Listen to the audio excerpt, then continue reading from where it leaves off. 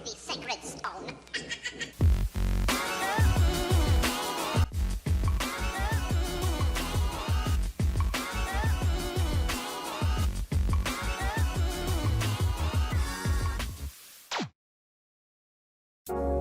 Adults are no strangers to children's shows. Shows made for little kids turn into adult party cartoons, with Ren and Stimpy being the biggest representation of this factor, with its strange psychedelic-like structure. Enough to freak somebody out on mushrooms, but still keep little kids occupied. When Nickelodeon canceled the show, alongside a few others of its mature-centered programming, Ren and Stimpy became the staple of surreal dark humor that could be viewed by kids. No, sir, I don't think I have any use for rubber nipples.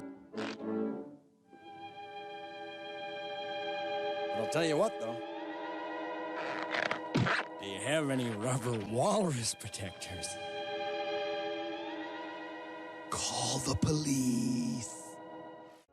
An idea that, even if theorized, would never even happen.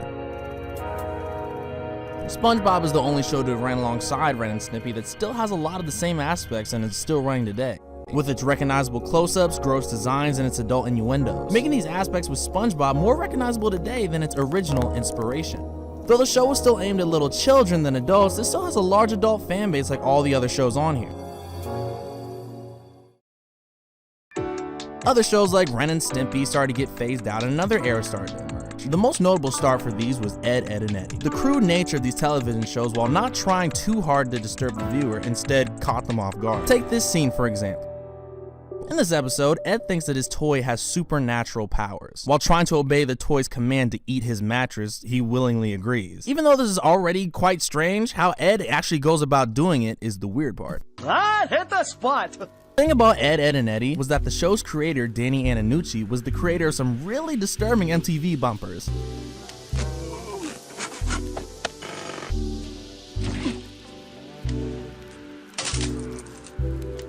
To show the brothers Grunt and Lupo the Butcher, which were very strange and disturbing and nowhere near as family friendly as Ed, and Eddy.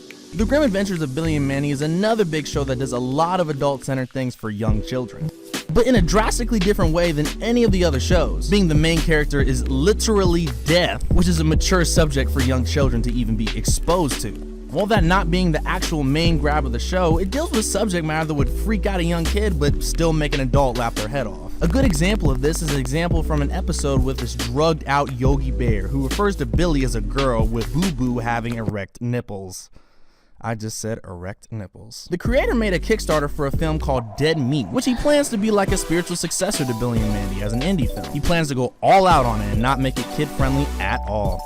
The Marvelous Misadventures of Flapjack seems to be, out of all these shows, the one that in some cases overuses the strange, out-of-nowhere, disturbing humor just a little bit too much. Taking the close-ups from Ren and Stimpy and the creepy nature of the environment around them leaves an impression that there's more that we see in the world. The most strange of these has to be the multi-environmental objects in the show. From the waves to certain characters, it brings out a more surreal take to the show. Instead of making you freak out on a drug trip, it makes you feel like you're on one. With Flapjack, a lot of people who worked on the show went on to start their own, like J.G. Quintel, who made Regular Show, or Pendleton Ward, who made Adventure Time. And the random humor really shows for these shows. The Regular Show seems to be the more crazy of the two, with it having a more seemingly crazier time. Adventure Time is the one, while more down to earth, the world of magic comes to people as a seemingly randomness and chaos.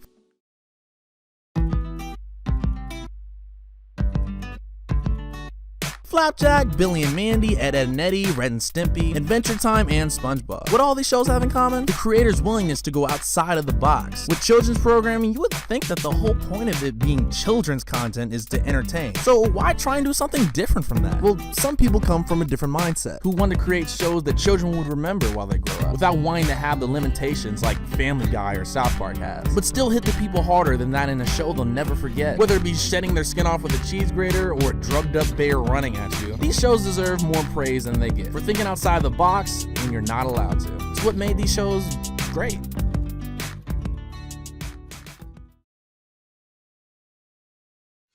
Thanks for watching, everyone. If you like, please put a like on the video if you could. It's super appreciated. If you want to see more videos like this one, be sure to subscribe to Yellow Syrup. And if you like my beautiful, beautiful voice, be sure to subscribe to my channel, Curt Richy. It's pretty cool. I do a little commentary animation type thing, so go check it out. Thanks for watching, guys.